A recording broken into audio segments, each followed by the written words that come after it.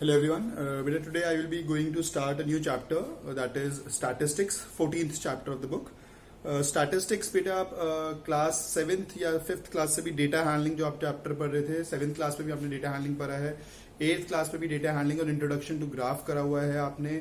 उसके बाद 9th class में अभी जो चैप्टर उसका नाम हो गया स्टैटिस्टिक्स है वही डेटा हैंडलिंग, मतलब डेटा को आपको दिया होगा, टेबल दिया, उसे ऑर्गेनाइज करके रॉ डेटा दिया होगा, उसे आपको ऑर्गेनाइज करके सिस्टमैटिक वे में अरेंज करना है.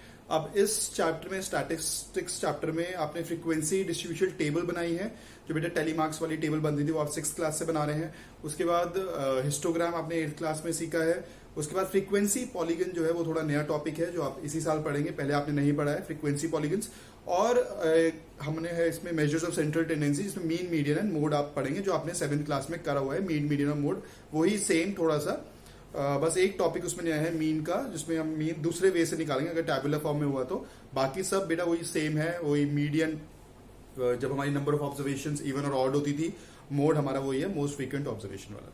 फर्स्ट एक्सरसाइज में बेटा यहाँ पर इसमें कुछ है नहीं, तो सेकेंड एक्सरसाइज से देखेंगे. वो हमारा एक्सरसाइज जो है वो बेस्ड है फ्रीक्वेंसी डिस्ट्रीब्यूशन टेबल पर. ठीक है. Question number 1 is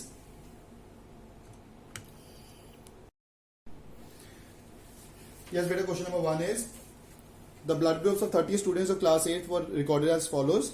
Represent this data in the form of a frequency distribution table, which is the most rarest, which is the most common and which is the rarest blood group.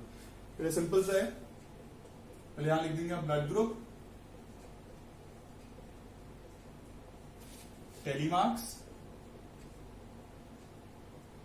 And frequency या फिर number of students. Blood group से बेटा A, B, O and A B. ठीक है. अब बेटा count कर लेंगे. ए कितने हैं? 1 2 3 4 5 6 7 8 9 है बेटा. 1 2 3 4 5 6 7 8 9. यहां 9 आ गया बेटा. बी वाले देख लेंगे बेटा. 1 2 3 4 5 6 बेटा. 1 2 3 4 5 6.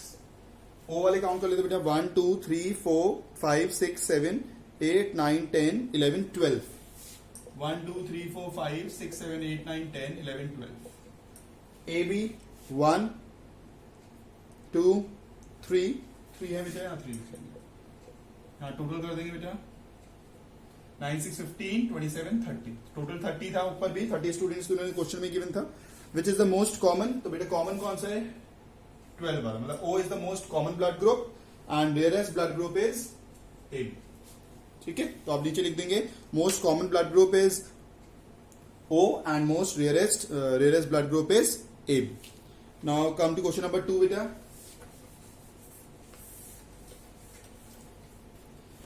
The distance in kilometer of 40 engineers from their residence to their place of work were found as follows. Construct a grouped frequency distribution table with class size 5 for the data given above. Taking the first interval as 0 to 5, what main features do you observe from this tabular representation?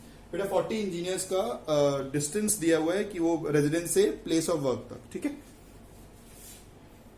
ये हो गया distance in kilometre, telemarks और या number of engineers या आप simple frequency लिख सकते हो. ठीक है.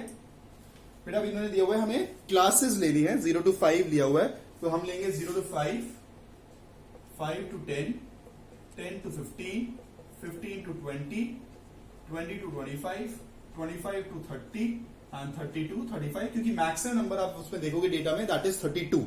तो 32 हमारा इसी के बीच में आ रहा है, तो हम 35 से कोई बड़ा है नहीं, तो 35 से ऊपर जाएंगे नहीं. ठीक है. ये बेटा बेसिकली क्या होती है? दीज आर द क्लासेस, मतलब ग्रुप्स बना दिए हैं. ठीक है. इसमें एक चीज आप समझेंगे, जो लेफ्ट साइड वाले होते हैं, जैसे मैंने बोला 0 to 5, 0 to 5 में जो लेफ्ट वाला है इसे हम बोलते हैं lower limit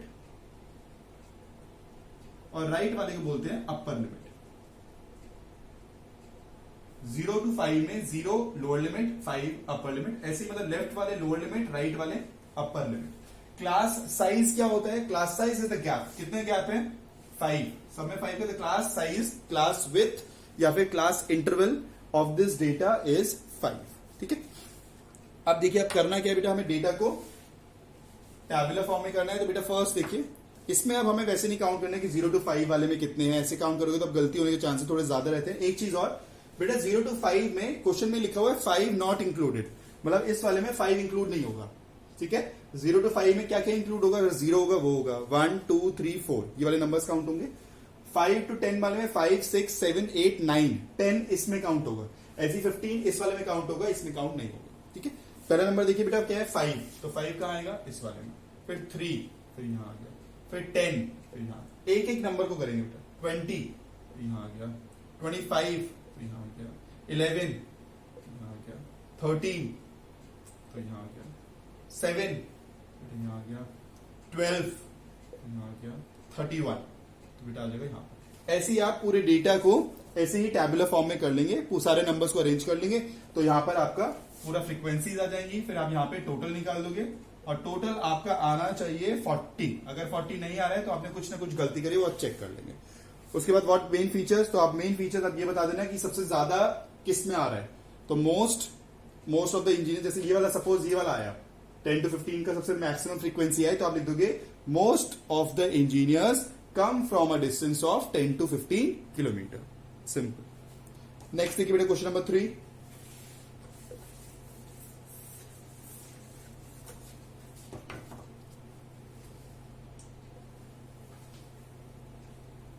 Question number 3 is the relative humidity in percentage of a certain city for a month of 30 days was as follows. Construct a grouped frequency distribution table with classes 84 to 86, 86 to 88. तो बेटे यहाँ third लिख दिया, यहाँ पे हम लिख देंगे ह्यूमिडिटी इन परसेंट या फिर क्लास इंटरवल, यहाँ पे टेलीमार्क्स और यहाँ पर फ्रीक्वेंसी, ठीक है। F मतलब फ्रीक्वेंसी। तो बेटा हमें 84 to 86, 86 to 88, 88 to 90, 90 to 92, 92 to 94, 94 to 96, 96 to 98, 98 to 100। अब 100 से बड़ा कोई है नहीं और सबसे बड़ा मैंने देखा है यहाँ पर 99.2 लिखा हुआ है, तो इसी वाले में आएगा, तो इससे बड़ा कोई है नहीं, तो यहीं तक छोड़ देंगे।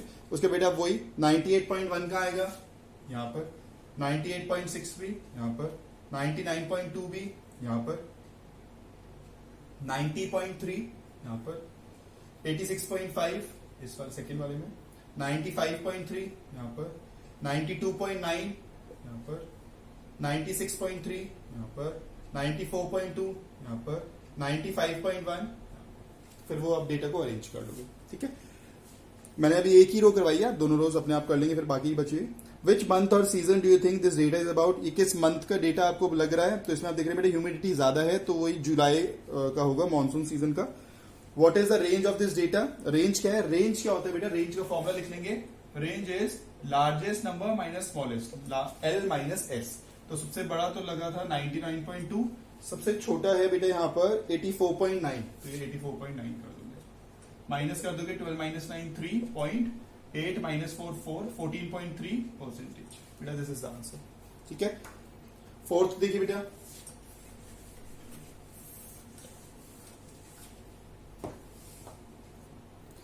The heights of 50 students measured to the nearest centimeter have been found to be as follows. बेटा डेटा दिया हुआ है, represent the data given above by a grouped frequency distribution table taking the class intervals as 160 to 165. तो बेटा इसमें simple वही, आप एक तरफ क्या लिख लोगे, हाइट इन सेंटीमीटर, ठीक है, उसके बाद टेलीमार्क्स, उसके बाद फ्रीक्वेंसी, फिर आप लगा दोगे 160 टू 165, 165 टू 70, 170 टू 175, 5 का गैप लेके कर दोगे। फिर आप देखोगे 160, पहला नंबर क्या है 161, तो 161 आ जाएगा, 160 टू 165 वाले में वहां पे एक टेलीमार्क का बना दोगे। सेकंड नंबर है 150, तो 150 वाला आ जाएगा 150 टू 155। बेटा स्टार्ट आप 160 से नहीं करोगे, फिर और पीछे जाना पड़ेगा, 150 पर भी है, 140 वाला कोई नहीं है, तो आप डेटा स्टार्ट करोगे 150 टू 155, 155 टू 160, ठीक है। फिफ्थ क्वेश्चन पे आएंगे बेटा, a study was conducted to find out the concentration of sulphur dioxide in the air in parts per million ppm जिसे बोलते हैं of a certain city. The data obtained by for 30 days is as follows. बेटा data आपको दिया हुआ है, make a grouped frequency distribution table for this data with class intervals as, बेटा दिया हुआ है, तो इसमें हम लिख लेंगे class interval. Question number 5 ppm percentage में है ये,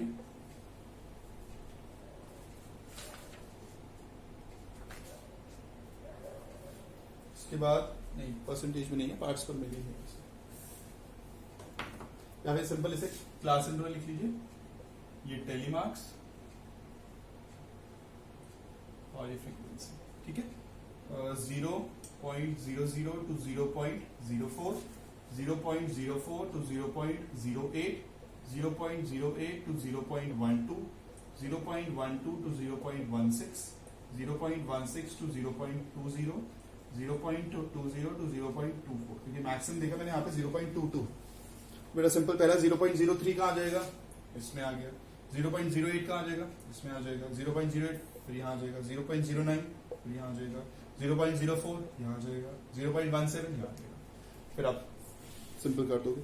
उसके बाद इन्होंने बोला हुआ है, सेकंड पार्ट देखेंगे इसका, for how many days was the concentration of sulphur dioxide more than 0.11 parts per million. कितने दिन जो सल्फर डाइऑक्साइड का कंसेंट्रेशन है वो 0.11 से ज्यादा है। 0.11 बेटा ये वाला है, 0.11 से ज्यादा। तो इन तीनों की जो फ्रीक्वेंसी होगी, मतलब इसके सामने वाली, इसके सामने वाली और इसके सामने वाली, उन तीनों को क्या कर दोगे, प्लस।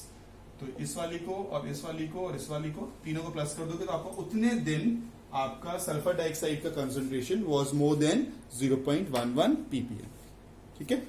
नेक्स्ट आ जाइए बेटा क्वेश्चन नंबर 6। बेटा बहुत ही सिंपल सी एक्सरसाइज है, इसमें पूरे क्वेश्चन नहीं करा रहा हूं, बहुत ही सिंपल सी एक्सरसाइज है, कुछ करना नहीं है इसमें, कोई बड़ी सी कैलकुलेशन भी नहीं है, ना ज्यादा कुछ आपका दिमाग भी ज्यादा कुछ नहीं लगना, बस नंबर्स को देख के बस कॉपी करना है वहां। 3 coins were tossed 30 times simultaneously. Each time the number of heads occurring was noted down as follows. तो बेटा इसमें क्लासेस नहीं बनेंगी, यहां पर आ जाएगी हमारा नंबर, टेलीमार्क्स और फिर फ्रीक्वेंसी। नंबर्स है बेटा 0, 1, 2, 3। बेटा आप 0 देख लोगे कितने, यहाँ पे आप इंडिविजुअल नंबर्स हैं, क्लासेस है नहीं, तो आप 0 देख लो डेटा में कितनी बार है, वो यहाँ आ जाएगा, टेलीमार्क्स बन जाएंगे। फिर 1 कितनी बार है, फिर 2 कितनी बार है, फिर 3 कितनी बार है, ठीक है, हो जाएगा बेटा। उसके बाद 7, the value of pi up to 50 decimal places as given below. तो हमें बताना है डेसिमल के बाद जो डिजिट्स है वो कैसे कैसे आ रहे हैं। तो यहाँ पे आ जाएगा डिजिट, टेलीमार्क्स एंड फ्रीक्वेंसी। 0, 1, 2, 3, 4, 5, 6, 7, 8, 9। बेटा 0 देखिए डेसिमल के बाद, डेसिमल से पहले 3 हमें काउंट नहीं करना है डेसिमल, उन्होंने क्वेश्चन में बोला है 0 to 9 after the decimal point. तो 0 आ रहा है 2 बार, तो 0 2 बार, यहाँ 2 आ जाएगा। ऐसे 1 देखेंगे, फिर ऐसे देख लेंगे, यहाँ पे फिर टोटल कर दोगे आप, ठीक है। फिर most common and most what are the most and least frequently occurring digits, वो सबसे ज्यादा बार आ रहा होगा डिजिट, वो लिख दोगे। जो सबसे कम आ रहा है बेटा वो लिख दोगे। Next, 30 children were asked about the number of hours they watched TV programs in the previous week.